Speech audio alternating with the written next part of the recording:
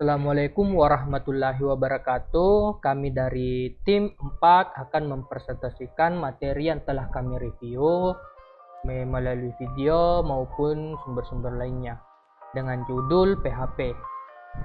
Terlebih dahulu saya akan memperkenalkan teman kelompok saya. Yang pertama yaitu Haki Prawani, kedua Marwan Kamarudin, dan yang ketiga Nur Ainun Najibah, dan yang keempat saya sendiri Muhammad Sabriel, dan yang kelima Nur Iksan.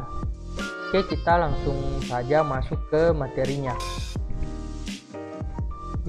Pertama kita masuk ke sejarah PHP. Pada awalnya PHP merupakan kependekan dari Personal Homepage atau situs personal. PHP pertama kali dibuat oleh Rasmus Lerdorf pada tahun 1995. Pada waktu itu PHP masih bernama Form Interpreted atau FI, yang wujudnya berupa sekumpulan skrip yang digunakan untuk mengolah data formulir dari web.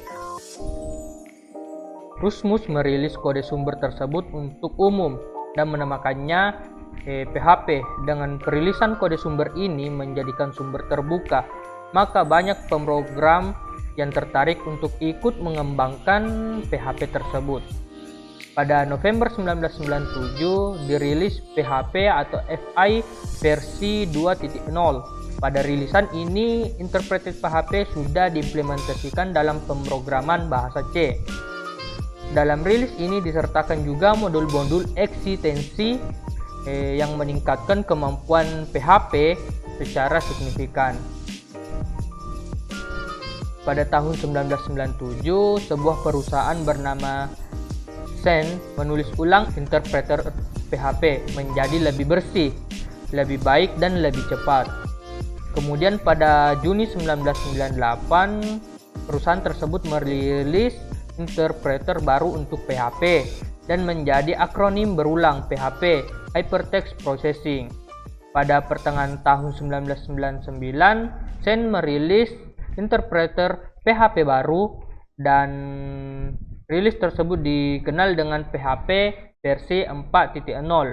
Pada PHP versi 4.0 adalah versi PHP yang paling banyak dipakai pada awal abad ke-21. Versi ini banyak dipakai disebabkan kemampuannya untuk membangun aplikasi web kompleks tetapi tetap memiliki kecepatan dan stabilisasi yang tinggi. Selanjutnya, pengertian dari PHP itu sendiri. PHP adalah bahasa scripting server-side, bahasa pemrograman yang digunakan untuk mengembangkan situs web statis atau situs web dinamis ataupun aplikasi web. PHP singkatan dari Hypertext Preprocessor yang sebelumnya disebut Personal Homepage. Script sendiri merupakan sekumpulan instruksi pemrograman yang ditafsirkan pada saat runtime. Sedangkan bahasa scripting adalah bahasa yang menafsirkan script saat runtime dan biasanya tertanam ke dalam lingkungan perangkat lunak lain. Kemudian, karena PHP merupakan bahasa scripting server-side, maka jenis bahasa pemrograman ini nantinya script atau program tersebut akan dijalankan atau diproses oleh server. Berbeda dengan JavaScript yang client-side, PHP adalah bahasa pemrograman umum yang berarti PHP dapat disematkan ke dalam kode HTML atau dapat digunakan dalam kombinasi dengan berbagai sistem template web, sistem manajemen konten web, dan kerangka kerja web lainnya. Oke, selanjutnya kita